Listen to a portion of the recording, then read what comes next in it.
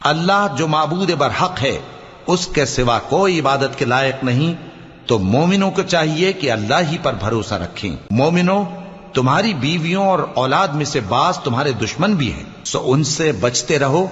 और अगर मुआफ कर दो और दरगुजर करो और बख्श दो तो अल्लाह भी बख्शने वाला है, मेहरबान है। तुम्हारा माल और तुम्हारी औलाद तो आजमाइश है और अल्लाह के यहां बड़ा अजर है। सो जहां तक हो सके अल्लाह से डरो और उसके अहकाम को सुनो और उसके फरमाबरदार रहो और उसकी राह में खर्च करो, ये तुम्हारे हक में बेहतर है। जो शख्स तबीयत के बुख्ल से बचाया गया तो ऐसे ही लोग राह पाने वाले हैं। अगर तुम अल्लाह को नेक नियति से कर्ज दोगे तो वो तुमको उसका कई गुना देगा और तुम्हारे गुनाह भी मुआफ कर देगा।